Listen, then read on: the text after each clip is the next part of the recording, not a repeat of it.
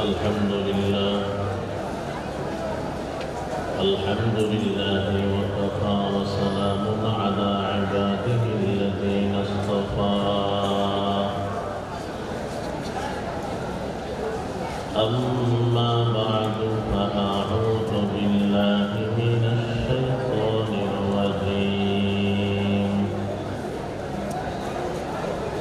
بسم الله الرحمن الرحيم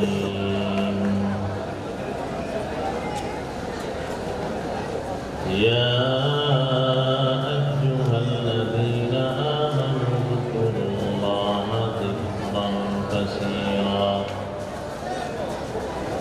وسبحوه بكرة وأصيلا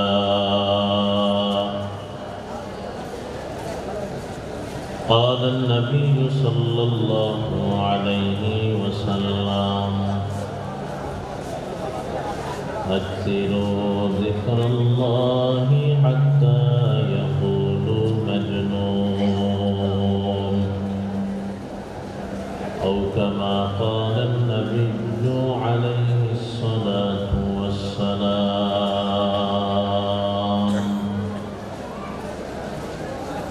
صدق الله المولانا العظيم وصدق رسوله النبي الأمي الكريم ونحن على ذلك من الشاهدين والشاكرين والحمد لله رب العالمين.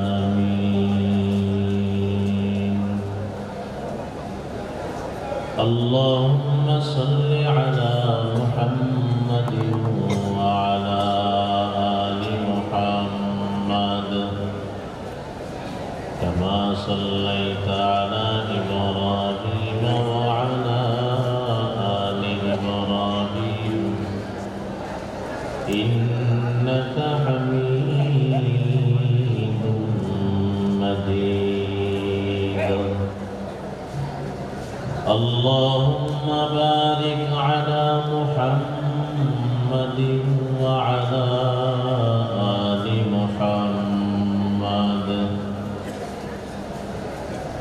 كما باركت على إبراهيم وعلى آل إبراهيم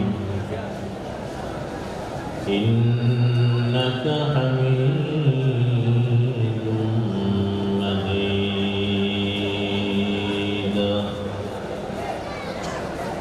عاشقه برادر شاهد عالم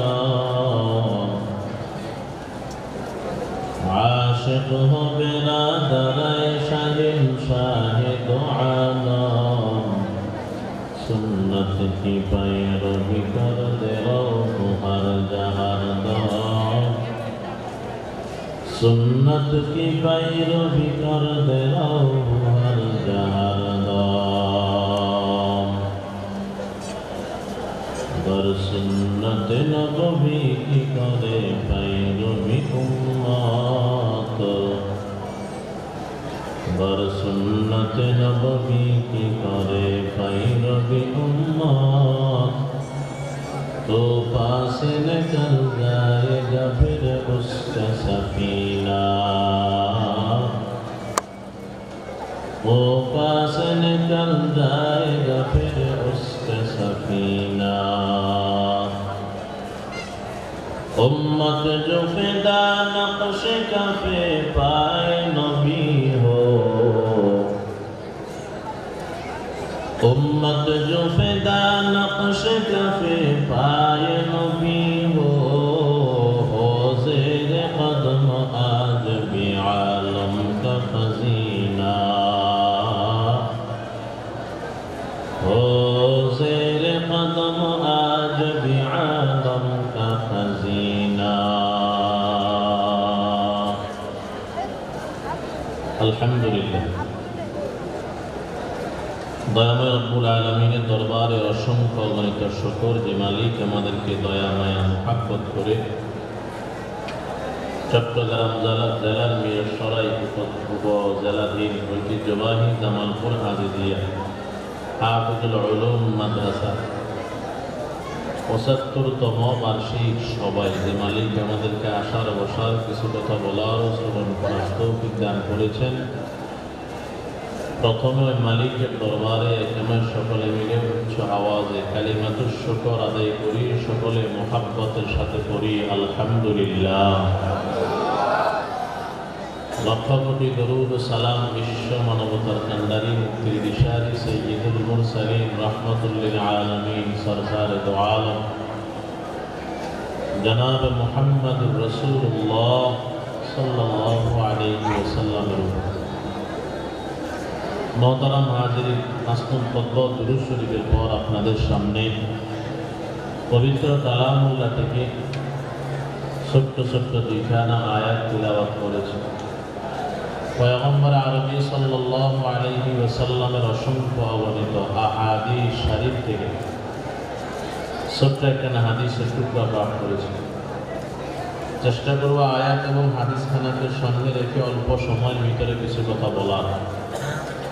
রব্বুল আলামিন ইখলাসের সহিত আমল নিয়তে আমাকে বলার, আপনাদের সবাইকে শ্রবণ করার তৌফিক দান করুন। সকলে জবান খুলে পড়ি আমিন। মোহতারাম হাজিরিন, আমার তিলাওয়াতকৃত আয়াতের ভিতরে রব্বুল আলামিন বলেন, ইয়া আইয়ুহাল্লাযীনা আমানু যকুরুল্লাহা যিকরান কাসীরা। আল্লাহ বলেন, হে ঈমানদারেরা, তোমরা আমি আল্লাহর অধিক হারে জিকির করো, বেশি বেশি বেশি জিকির করো। তোমরা আমি আল্লাহর বেশা বেশি জিকির করো এবং সকাল সন্ধ্যা আমি আল্লাহর পবিত্রতা বয়ান করো, তাসবিহাত করতে থাকো।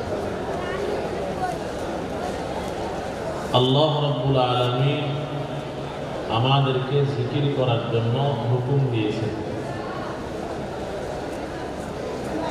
আগে আমরা জেনে থাকলে একটু আওয়াজ দিয়ে বলবো, আমরা যদি কেউ আল্লাহর জিকির না করি আল্লাহ রাব্বুল আলামিনের কোনো ক্ষতি আছে? আর যদি আমরা সবাই এক জায়গায় বসে বসে আমার মালিকের নামে জিকির করি, আল্লাহর ব্যক্তিগত কোনো লাভ আছে? না। আল্লাহ তাআলার ব্যক্তিগত কোনো লাভও নাই, ব্যক্তিগত কোনো ক্ষতিও নাই। তারপরেও আমাদেরকে আল্লাহ হুকুম দিয়েছেন, তোমরা বেশি বেশি জিকির করো। জিকির করো, কম নয়, বেশি বেশি। আমি আল্লাহ বেশি বেশি তোমরা স্মরণ করো, আমি আল্লাহকে স্মরণ করো। আমরা জানি যে যাকে মহাব্বত করে, ভালোবাসে, সে তাকে বেশি স্মরণ করে।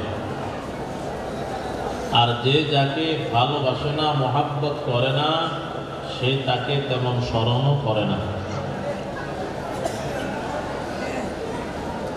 আমরা সবাই আমাদের মালিকের ভালোবাসি, এই জন্য মালিক স্মরণ করার জন্য হুকুম দিয়েছে।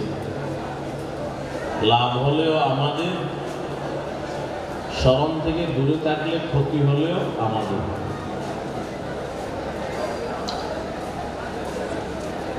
তো বেশি ভালোবাসার কারণে বেশি স্মরণ করা হয়।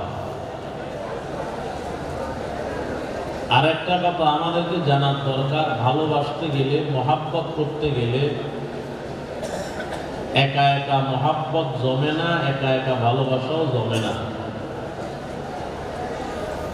ভালোবাসতে গেলে কমপক্ষে দুইজন ব্যক্তি লাগে। আপনি একজনকে ভালোবাসেন, সে জানে না, বলেন এমন ভালোবাসা জমবে না? কথা বলেন না, জমবে না বাবা। না, ভালোবাসতে গেলে কমপক্ষে কয়জন লাগবে? দুইজন লাগবে। দুনিয়াতে যে যাকে যেভাবেই ভালোবাসুক না কেন, ভালোবাসার পিছনে উভয়জনের স্বার্থ থাকে। একটু খেয়াল করেন, দুনিয়াতে যে যাকে যেভাবেই ভালোবাসুক না কেন, ভালোবাসার পিছনে দুই দিকেরই স্বার্থ থাকে, দোনোজনের স্বার্থ থাকে। এই স্বার্থ হয় দুনিয়াবি স্বার্থ হবে, না হয় উখরবি স্বার্থ হবে। বুঝার চেষ্টা করি। আবার বলতেছে, একটু খেয়াল করেন, দুনিয়াতে যে যাকে যেভাবেই ভালোবাসো, ভালোবাসার পিছনে যে দুইজন ভালোবাসে একে অপরকে, উভয়জনের স্বার্থ আছে। আর এই স্বার্থ হয় দুনিয়াবি স্বার্থ হবে, না হয় উখরবি স্বার্থ হবে। দুনিয়ার স্বার্থে হয় ভালোবাসবে, না হয় আখিরাতের স্বার্থে ভালোবাসবে। বলতে গেলে উদাহরণ অনেক সময় লাগবে, সময় কম, এজন্য আমি দুই একটা কথা বলে সামনে আগাইতেছি।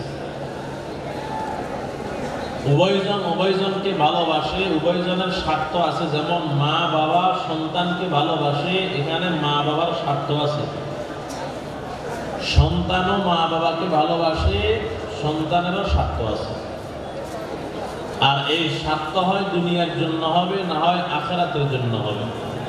কেমন?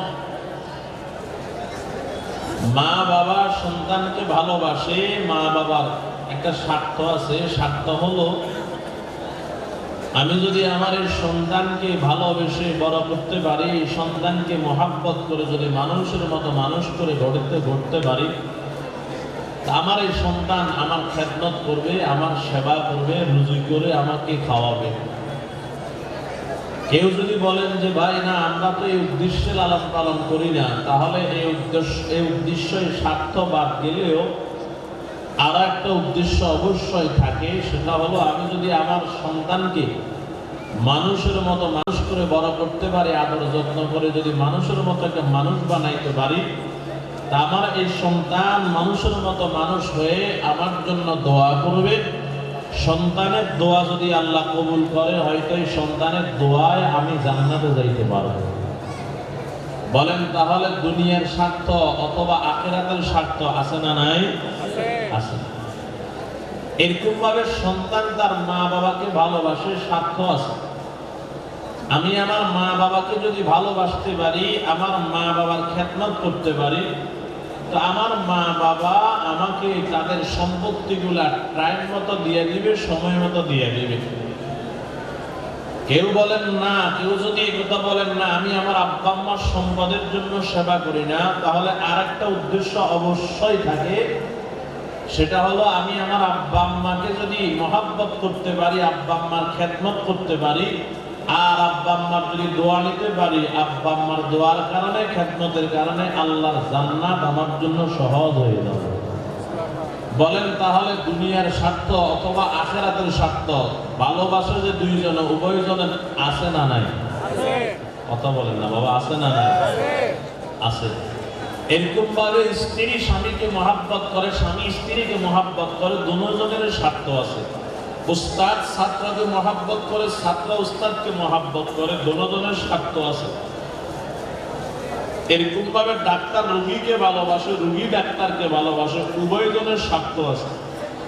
আমি একথাই বুঝাইতে চাইতেছি আপনাদেরকে, দুনিয়াতে যে যাকে যেভাবেই ভালোবাসুক না কেন, ভালোবাসনেওয়ালার দুজনের ভালোবাসার পিছনে স্বার্থ আছে। এই স্বার্থ হয় দুনিয়াবি স্বার্থ থাকবে, না হয় আখিরাতের জন্য স্বার্থ থাকবে। শুধুমাত্র এমন দুইটা জাত আছে যেগুলার সাথে ভালোবাসা করলে, প্রেম করলে উভয় দিকের স্বার্থ থাকে না। এক নাম্বার হলো আল্লাহ, দুই নাম্বার হলো রাসূল। একটু খেয়াল করেন, রাসূলের সাথে আমরা ভালোবাসা করি, রাসূল আমাদেরকে ভালোবাসেন, আমরাও রাসূলকে ভালোবাসি। আল্লাহ আমাদেরকে ভালোবাসেন, আমরাও আল্লাহকে ভালোবাসি। এখানে যদিও ভালোবাসা দুই দিক থেকে হয়, কিন্তু স্বার্থ দুই দিকের নাই। বলে কেমনে? আমি রাসূলকে ভালোবাসি আমার স্বার্থে, আমি বাঁচার জন্য, আর রাসূল আমাকে ভালোবাসেন তাও আমার স্বার্থে, আমাকে বাঁচানোর জন্য। কথা বুঝেন না মনে হয়? বুঝতেছেন নি বাজানেরা? তাহলে এখানে ভালোবাসার স্বার্থ কি দুই দিকের না একদিকে? বলেন না, বলেন না, কয় দিকে? একদিকে। আর একটা জাত হলো আল্লাহ। আমি আল্লাহকে ভালোবাসি আমার স্বার্থে, আমি বাঁচার জন্য। আল্লাহ আমাকে ভালোবাসেন, আমার স্বার্থে আমাকে বাঁচানোর জন্য। কি বুঝলাম? আল্লাহ এবং রসুল আমাকে ভালোবাসেন যে আল্লাহ রাসূলের কোনো স্বার্থ আছে না? জোরে কোন আসেনি বাবা? না। তবে তাদের ভালোবাসা কেমন? বলে দুনিয়া কি আব্বা আম্মা ভালোবাসে না? হ্যাঁ ভালোবাসে। দুনিয়াতে আপনাকে আপনার আব্বা আম্মা, ছেলে মেয়ে, স্ত্রী, ভাই বোন, বন্ধু বান্ধব তারাও ভালোবাসে। তবে আল্লাহও আপনাকে ভালোবাসেন। তা আল্লাহর ভালোবাসা আর দুনিয়ার মানুষের ভালোবাসা পার্থক্য আছে, খেয়াল করেন। এদিকে তাকান বাজান। দুনিয়ার মানুষের ভালোবাসা আল্লাহর ভালোবাসা পার্থক্য আছে। এক নম্বর পার্থক্য খেয়াল করেন, দুনিয়ার মানুষের ভালোবাসা মৃত্যুর মাধ্যমে ফরক হয়ে যায়, পৃথক হয়ে যায়, দূরে সরে যায়। কেমনে? আপনি আপনার সন্তানদেরকে অনেক যত্ন করেন, সন্তানেরাও আপনাকে যত্ন করে। এদিকে তাকান বাজানেরা, এমন যত্ন করে আপনার সন্তানেরা আপনাকে, আপনি অসুস্থ, আপনাকে উঠানের এক পাশে বসাইয়া রাখলেন, হঠাৎ করে আপনি পড়ে গেলেন, হাতে পায়ে ময়লা লেগে গেছে, আপনার সন্তানেরা এই ময়লাগুলা দ্রুত ধুয়ে দিবে, টয়লা দিয়ে গামছা দিয়ে মুছে দিবে, এত আদর এত যত্ন। কিন্তু আল্লাহ না করুক যেদিন আপনি মারা যাবেন, তো আপনার সন্তান, যেই সন্তান আপনার শরীরে কাদামাটি লাগা পছন্দ করে না, ওই সন্তানই আপনাকে মৃত্যুবরণ করার পরে কাদামাটিতে শোয়াইয়া রেখে আসবে। কথা ঠিক না? হ্যাঁ, বুঝেন। দুনিয়ার মানুষের ভালোবাসা আছে ততক্ষণ, নিঃশ্বাস আছে যতক্ষণ। নিঃশ্বাস শেষ, দুনিয়ার মানুষের ভালোবাসাও। আব্বার মোহাব্বত সন্তানের দিলে এত বেশি, রাত 12টার সময় আব্বা চিৎকার করতেছে, আব্বা সব এলোমেলো করে দিতেছে, দৌড়াইয়ে সন্তানরা আসছে, দেখে আব্বা এক জায়গায়, কম্বল এক জায়গায়, কনকনে শীতের রাত, আব্বার কম্বলটা আব্বাকে গায়ে দেওয়া দিবে, দেখে হাত পা ঠান্ডা হয়ে যাইতেছে, কেউ হাত কেউ পাও তৈল মালিশ করে গরম করতেছে। ডাক্তার খবর দিবে, ডাক্তার আসবে, ডাক্তার আপনার হাত ধরে দেখবে যে না শরীর ঠান্ডা, লড়াচড়া নাই।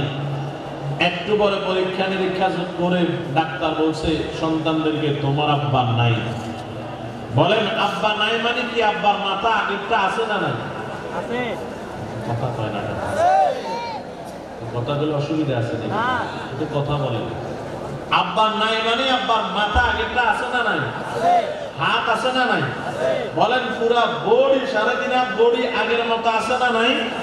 নাই কি? নিঃশ্বাস বলেন না সহজে কম, নাই কি?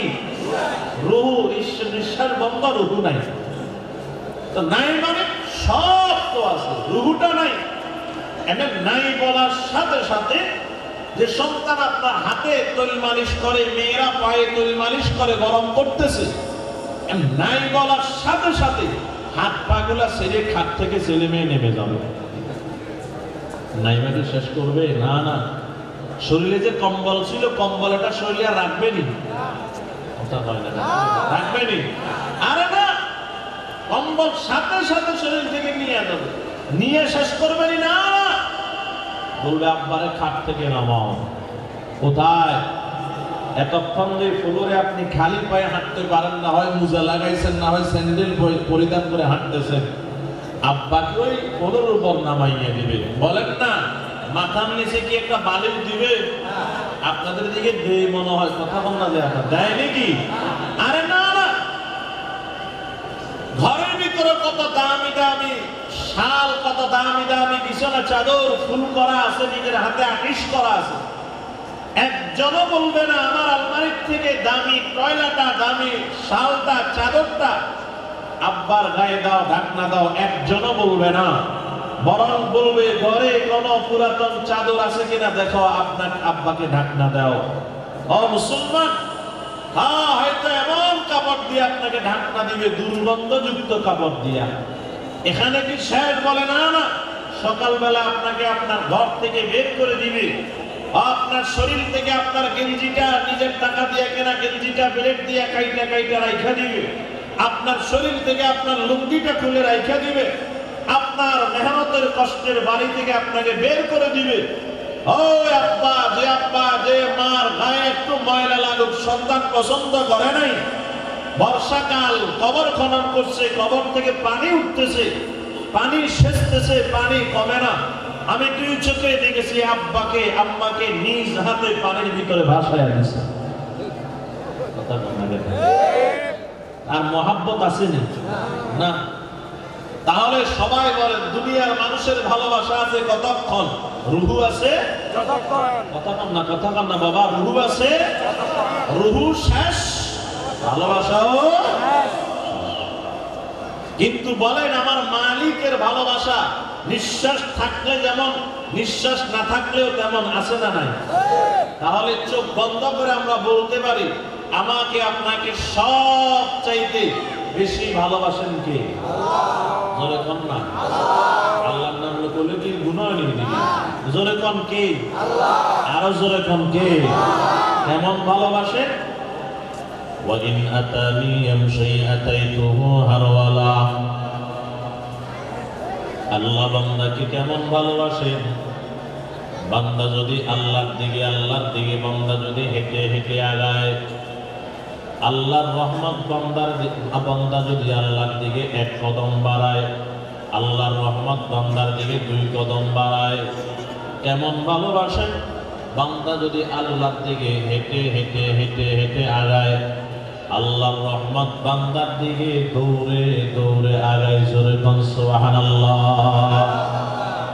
ও মুসলমান আমার বাবা, আল্লাহ বান্দাকে ভালোবাসেন, বান্দাও বান্দাকে ভালোবাসেন। সহজ কথা, আল্লাহ মানুষকে ভালোবাসেন, মানুষ মানুষকে ভালোবাসেন। মানুষ মানুষের ভালোবাসা, আল্লাহর মানুষের ভালোবাসার মধ্যে পার্থক্য 1 নাম্বার খেয়াল করেন বাজানেরা। দুনিয়ার মানুষ মানুষকে ভালোবাসে, মৃত্যুর মাধ্যমে ভালোবাসা দূরে সরে যায়। মানুষ মৃত্যুর মাধ্যমে মানুষ থেকে দূরে সরে যায় বলে কেমনে? স্ত্রী স্বামীকে জড়াইয়া ধরে ঘুমাইতে আছে, কিছুক্ষণ পর স্বামীর ইন্তেকাল। বলেন না এই স্বামীকে স্ত্রীরা জড়াইয়া ধরে ঘুমাবেনি? না বাজান, না না। বলবে হয় তাকে রুম থেকে বের করো, না হয় আমাকে রুম থেকে বের করো। আব্বা যে রুমে শুইয়া মারা গেছে, ওই রুমে 2-1 দিন সন্তান একা একা ঘুমাইতে পারে না, একা একা ভয় লাগে। এর বাজার দুনিয়ার মানুষের ভালোবাসা মৃত্যুর মাধ্যমে দূরে সরে যায়। কয়েকদিন হয়তো মৃত্যুর পরে আব্বা আম্মার কবর জিয়ারত করে ডেলি ডেলি, কিছুদিন পরে গেলে আর প্রত্যেক দিন জিয়ারত করার সুযোগ হয় না। শুক্রবারে জিয়ারত করে। আবার কিছুদিন 2-4-5 বছর শেষ হয়ে গেলে এমন সন্তান ওই বাংলাদেশে আছে, আব্বা আম্মার কবরে রমজানে ঈদে যায় একবার, কোরবানে ঈদে যায় একবার। কথা বলেন ঠিক কিনা? এরে মুসলমান আমার বাবা, আমি এটাই বুঝাইতে চাইতেছি দুনিয়ার মানুষের ভালোবাসা মৃত্যুর মাধ্যমে দূরে সরে যায়, আর আল্লাহ বান্দার ভালোবাসা মৃত্যুর মাধ্যমে দূরে সরে না, বরং মৃত্যুর মাধ্যমে আল্লাহর পছন্দিদা বান্দারা আল্লাহর আরো নিকটে চলে যায়। সুবহানাল্লাহ বলবেন না? 1 নাম্বার পার্থক্য। 2 নাম্বার পার্থক্য খেয়াল করেন বাজানেরা। দুনিয়ার মানুষ মানুষের ভালোবাসা, আল্লাহর মানুষের ভালোবাসা 2 নম্বর পার্থক্য। দুনিয়াতে যে যাকে ভালোবাসে, তার ভালোবাসার পাত্র পাত্রীকে তার মতো আরেকজনে ভালোবাসুক, এটা সে পছন্দ করে না। এরে মুসলমান আমার বাবা, বেয়াদবি মাফ করবেন, মনে করেন আমি আমার এই বাজানকে বন্ধু, আমরা 2 জন বোঝানোর জন্য বলতেছি। আমার এই বাজান আমার বন্ধু, আমি ওনার বন্ধু। আমরা এমন বন্ধু, উনাকে ছাড়া আমি বাঁচি না, আমাকে ছাড়া উনি বাঁচে না। একটা চা পান করতে গেলে আমাকে নিয়ে যায়, আমি চা পান করতে গেলে ওনাকে নিয়ে যায়। এর বাজান বন্ধু যখন একটা গেঞ্জি কিনে আরেক বন্ধুর জন্য আরেকটা গেঞ্জি কিনে, বন্ধু পিকনিকে গেলে এই বন্ধুরে ছাড়া পিকনিকে যায় না। বন্ধু বাড়িতে অনুষ্ঠান করলে আরেকজন বন্ধুকে ছাড়া অনুষ্ঠান করে না। বলেন না বাংলাদেশে এমন বন্ধু আছে না নাই? এমন বন্ধু, আমার বন্ধু এত আমার কাছের বন্ধু, আমাকে ছাড়া তিনি একটা চা পানও করে না। এখন আমার কাজ, আমার এখন বিষয় হলো এখানে যেটা বুঝাইতে চাইতেছি, আমি চাইবো না আমার বন্ধুকে আমার মতো আরেকজনে ভালোবাসুক, তারা আরেকজনে বন্ধু বন্ধু করুক। কেন? এই বন্ধু যদি আমার মতো আরেকজনকে বন্ধু বানায়, আমাকে রাইকা তার সাথে চা পান করবে, পিকনিক করবে, এটা আমি পছন্দ করব না। বুঝেননি বাবা? আরো সহজে বুঝেন, আপনার বিবিকে আপনি যেমন ভালোবাসেন, আমার বিবিকে আমি যেমন ভালোবাসি, তো আমার বিবিকে আমার মতো আরেকজনে ভালোবাসুক, এটা আমি পছন্দ করি না। আপনার বিবিকে আপনার মতো আরেকজনে ভালোবাসুক, এটা আপনি পছন্দ করবেন না বাজান, না না। এটা হলো দুনিয়ার মানুষের ভালোবাসা। দুনিয়ার মানুষ যাকে ভালোবাসে, তার ভালোবাসার পাত্র পাত্রীকে তার মতো আরেকজনে ভালোবাসুক, এটা পছন্দ করে না। এটা হলো দুনিয়ার মানুষের ভালোবাসা।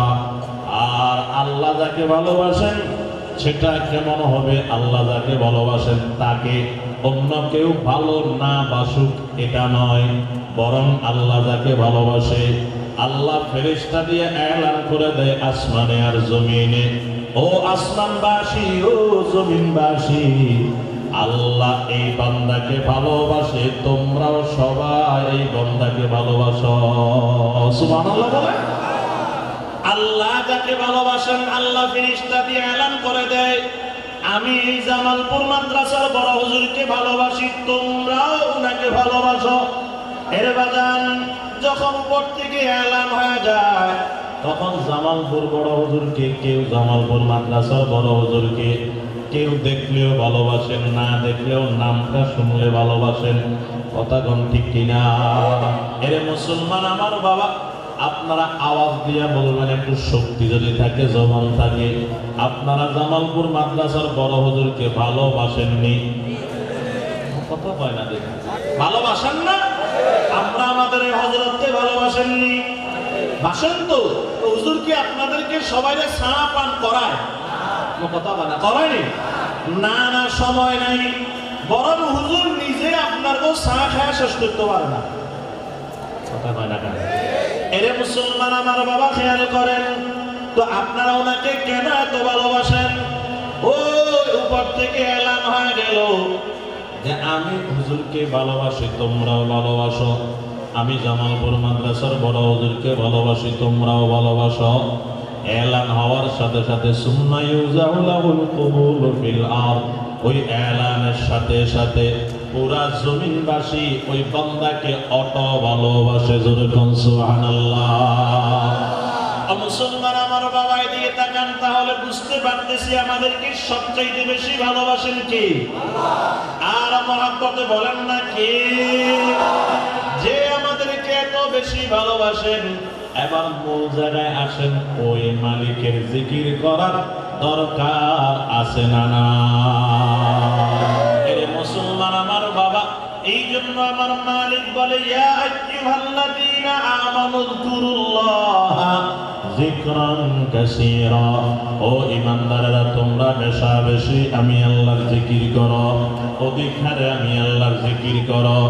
ও জামালপুরের মুসলমান, আমরা কেউ যদি আমার মালিকের জিকির না করি, আমার মালিকের কোনো অসুবিধা নাই। কারণ আমার মালিক বলেন, ওয়া ইন মিন শাইইন ইল্লা ইউসাব্বিহু বিহামদিহি ওয়ালাকিন লা তাফকাহুনা তাসবিহাহুম। এর দুনিয়ার মানুষ শুনিয়া লও, দুনিয়াতে আমি আল্লাহ যত প্রাণী সৃষ্টি করেছি, সব প্রাণীরা আমি আল্লাহর নামের জিকির করে। জোরে কোন সুবহানাল্লাহ। আল্লাহ বলে, এমন কোন প্রাণী আমি আল্লাহ সৃষ্টি করি না যেটা আমার জিকির করে না।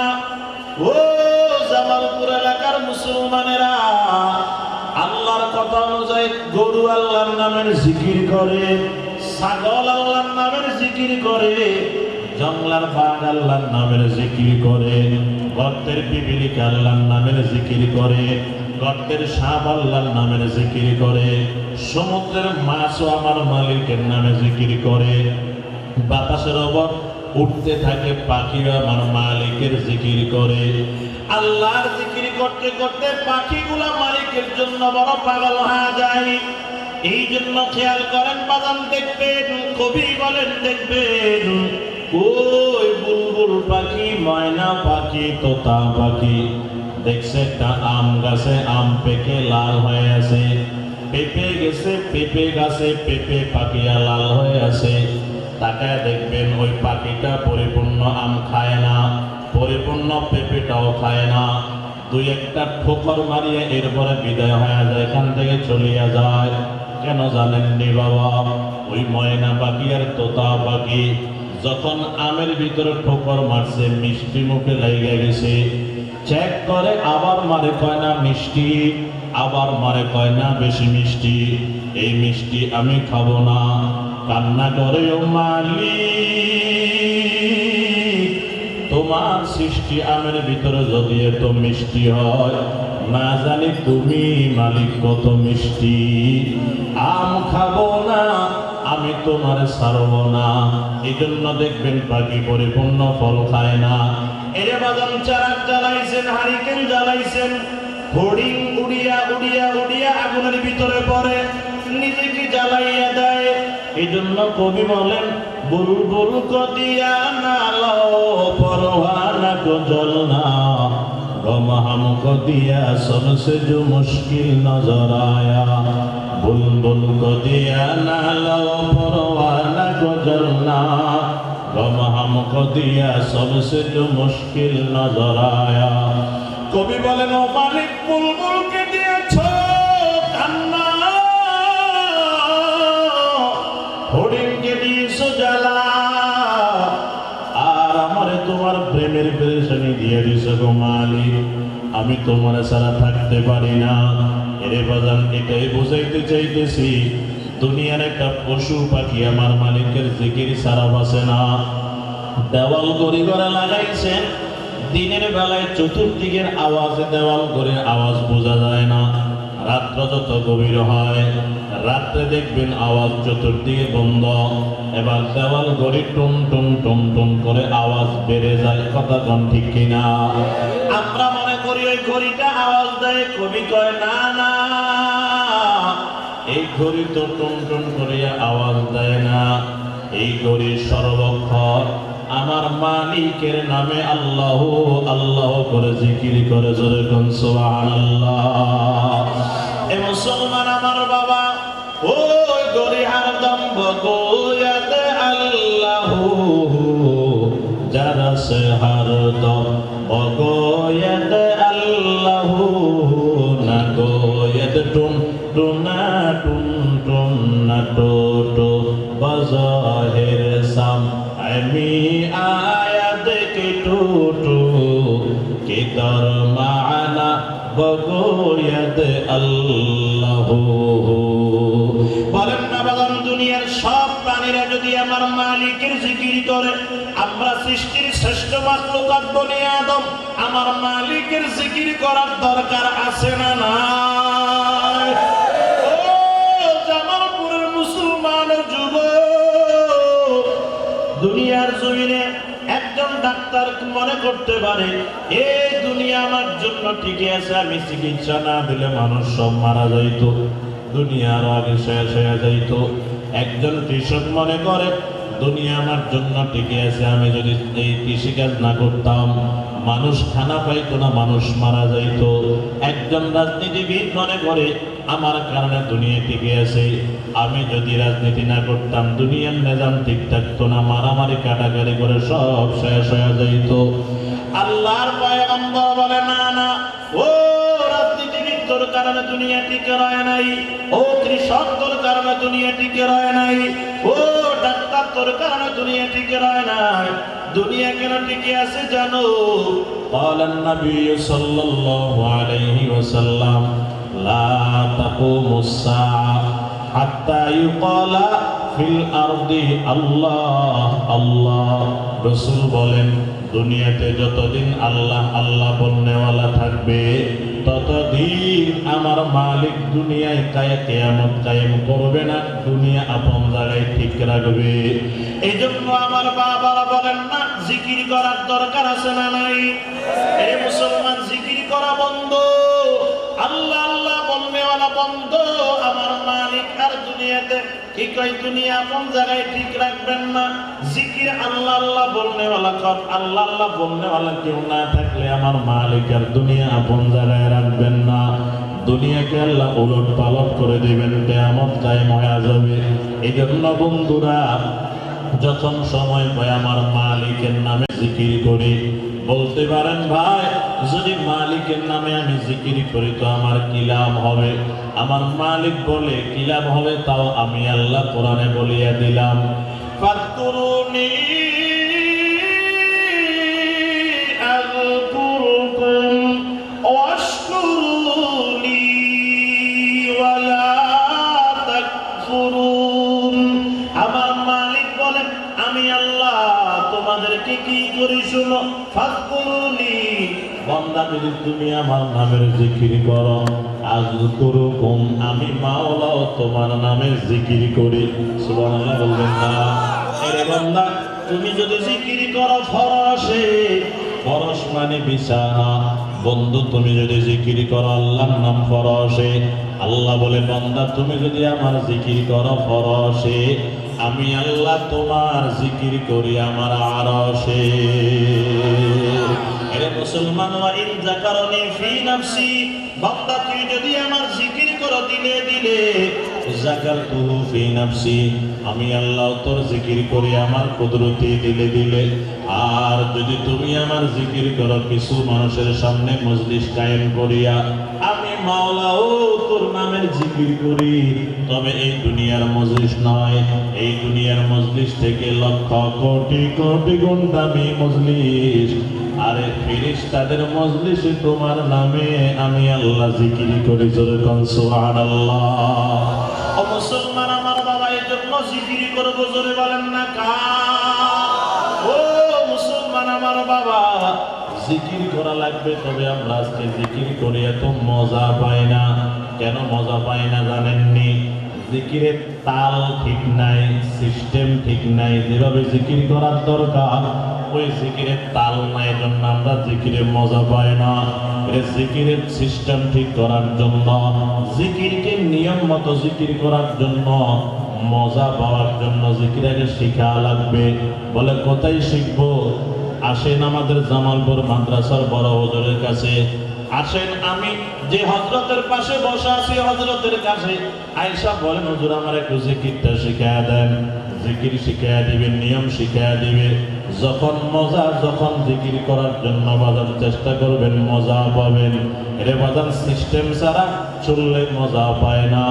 হাজী আমদাদুল্লাহ মুহাজিরে মক্কি রহমাতুল্লাহি আলাইহি, এর বাজার খেয়াল করেন, রশিদ আহমদ গঙ্গুহি রহমাতুল্লাহি আলাইহির দিকে নজর পড়ে গেছে। এদিকে তাকান বাবা, রশিদ আহমদ গঙ্গুহি কবরের দিকে তাকায়, নজর দেয়। নজর, তাদের নজর তো বাজান ভিন্ন।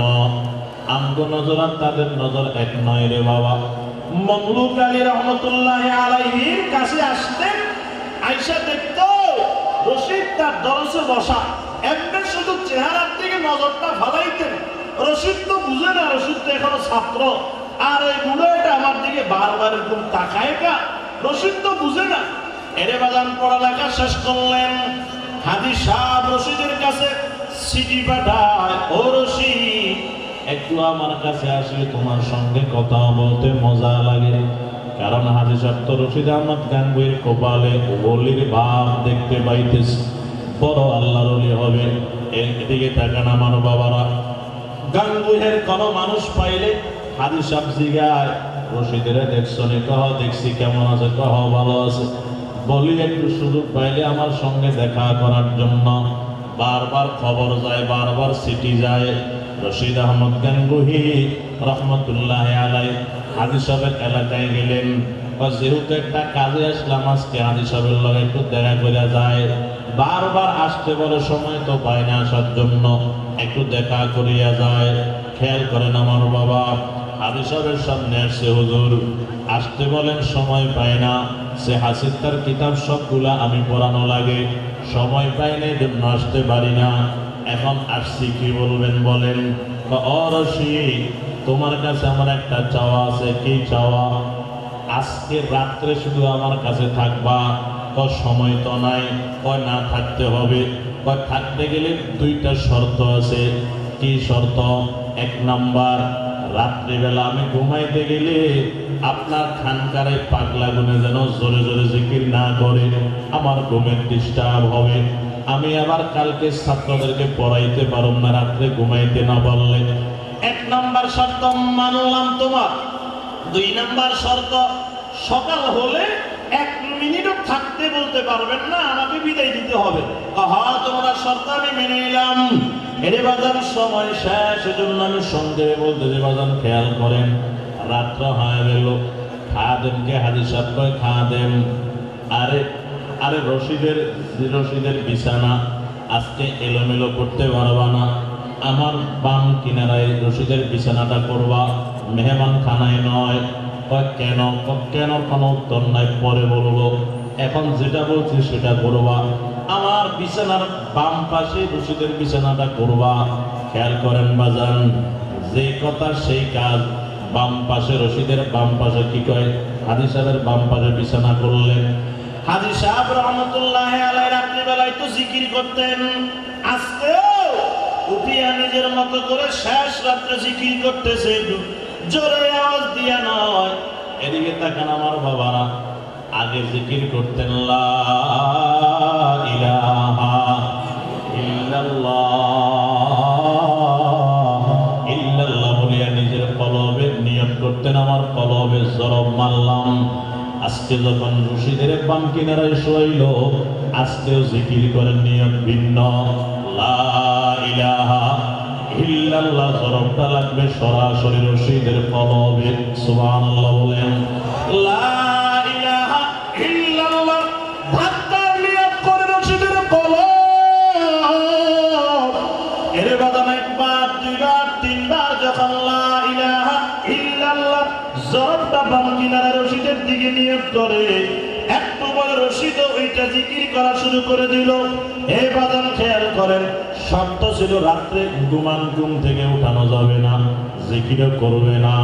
রাত শেষ হয়ে গেল, সকালে বিদায়ের জন্য গেল, হুজুর বিদায় দেন। বিদায় তো দিব, তবে রাত্রিবেলা আমার পারে জিকির করছিল বেড়ায়, আমি না জিকির করছিলাম। কথা তো ছিল জিকির করা যাবে না, তোমার ঘুম থেকে উঠানো যাবে না। আমি তো উঠাই নাই, উঠাইছে কে? আমি তো ঘুমাইতেছিলাম। হঠাৎ করে কে যেন আমার একটা ধাক্কা দিয়ে ঘুম থেকে উঠাইয়া দিছে। জিকির কর, তুই কেন শুয়ে রইছ? আমি আর দেরি করি নাই, জিকির করা শুরু করলাম। জিকির তো করছো, জিকিরের তাল ঠিক নাই, এলোমেলো জিকির। জিকির তো করছো ঠিক, তাল তো ঠিক ছিল না। এখন আমার কি করা লাগবে? জিকিরের তাল ঠিক করতে গেলে আমার কাছে সময় লাগানো লাগবে। যে রশিদ শর্ত দিয়েছে 1 সেকেন্ডও ফজর করে থাকতে পারবো না, ওই রশিদ কয় ঠিক আছে, জিকিরের তাল ঠিক করার জন্য আপনার কাছে থাকতে আমি রাজি হয়ে গেলাম। সুবহানাল্লাহ বলবেন না? এমন তাল শিখাইয়া দিছে, এমন নূরের আলো ঢুকাইয়া দিছে। সেখান থেকে আনছে তারি ইব্রাহিম সাহেব রহমতুল্লাহ আলাইহি, সেখান থেকে তাজাল্লি চলে গেল সৈয়দ সাহেব রহমতুল্লাহ আলাইহির কলবে। সেখান থেকে সারা বাংলাদেশে আলো প্রচার হইতেছে। ও বাজান, জিকিরের যদি তাল ঠিক না থাকে, জিকির করবো ঠিক, মজা লাগবে না। আর যদি জিকিরের তাল ঠিক করে জিকির করতে পারি, ইনশাআল্লাহ মজা পাবো, জিকির ছাড়বো না। আল্লাহ কয় বেশি বেশি জিকির করো। কত বেশি জিকির করবেন? আল্লাহ কোনো হদ বলেন নাই। রাসূল কয় এই পরিমাণে জিকির করবা, মানুষ যেন তোমারে পাগল বলে। সুবহানাল্লাহ বলবেন না? এর মুসলমান আমার বাবা, দেখবেন নানুপুরের মুরিদেরা, ওই উজানের মুরিদেরা, চরমোনার মুরিদেরা যখন সাপ্তাহিক জিকিরের মজলিস কায়েম করে, মসজিদে জিকির শুরু করে, হালকায় জিকিরে যখন সময় দেয়, এর বাজান বর্তমানে কিছু মডেলিং ইসলাম ওয়ালারা আছে রে বাবা, এদের দিকে তাকাইয়া তাকাইয়া এগুলা মনে হয় পাগল হয়ে গেছে। খেয়াল করেন আমার বাবা, যদি শুনেন আপনার জিকির দেখে কেউ আমার আপনারে পাগল কয়, নিশ্চিত বুঝে যাবেন আল্লাহর দরবারে জিকির কবুল হয়ে গেছে। সুবহানাল্লাহ বলেন। এজন্য বলেন জিকির করার দরকার আছে না নাই? কথা হয় না, জিকির করার দরকার আছে না নাই? হ্যাঁ, জিকির চালাবেন, জিকির চালাবেন। এর মুসলমান আমার বাবা খেয়াল করেন, বলে জিকিরের লাভ কি? এই দুনিয়াতে একটা লোহার ভিতরে জং ধরলে বাজান, আগুনের ভিতরে ঢুকাইয়া বাড়ি দেওয়ার পরে জং দূর হয়ে যায়, মরিচিকা দূর হয়ে যায়। এর বাজান কলবের ভিতরে যখন জং ধরে যায়, তখন কেমনে এই জং দূর করবেন? আল্লাহ রাসূল কয়, যখন তোমার কলবে জং ধরে যায়, তখন তোমার জং দূর করার জন্য হাতিয়ার হলো লা ইলাহা ইল্লাল্লাহ। বলেন না লা ইলাহা ইল্লাল্লাহ, লা ইলাহা ইল্লাল্লাহ। বান্দা লা ইলাহা ইল্লাল্লাহ, লা ইলাহা ইল্লাল্লাহ জরব মারবে না আর কান্না করবেন। আল্লাহ, অন্তরে তো আমার কালো দাগ পড়ে গেল, আমি তো গুনাহ করতে করতে জীবনটা অন্ধকার করে দিয়েছি, আমার আপনি কলবটা পরিষ্কার করিয়া দেন। রে বাজার, জিকিরের আঘাত যখন মানতে থাকবেন এই আলা দিয়া, এই হাতিয়ার দিয়া, আল্লাহর রহমতে একদিন না একদিন কলব পরিষ্কার হয়ে যাবে। যার কলব পরিষ্কার হবে তার কাছে গুনাহ খারাপ মনে হবে, নেকের কাজ ভালো লাগবে। আর যার কাছে নেকের কাজ ভালো লাগবে, দুনিয়াও কামিয়াব, আখিরাতও কামিয়াব। জোরে বলেন সুবহানাল্লাহ। এজন্য বাজান বলেন, আজকে থেকে আমরা সবাই অল্প অল্প হলেও জিকির করবো, পারবেন ইনশাআল্লাহ? আল্লাহ কবুল করেন, বলেন আমিন। মুসলমান আমার বাবা, সময় তো আরো 5 মিনিট আগে শেষ হয়ে গেছে, কথার কারণে 5 মিনিট বেশি হয়ে গেছে, এই জন্য দুঃখিত। এই জামালপুর মাদ্রাসা আমাদের সকলের প্রাণের মাদ্রাসা। এই মাদ্রাসায় আমরা প্রত্যেক বছর আসি ব্যাটারির কি কয় চার্জ দেওয়ার জন্য, ইমানের ব্যাটারির চার্জ দেওয়ার জন্য। এই মাহফিল শুনলে আমাদের যারা নামাজ পড়ে না তারাও আলহামদুলিল্লাহ বয়ানের আসর বললে 2-4 দিন হলেও নামাজ পড়ে। কথা বল ঠিক কিনা? এটাও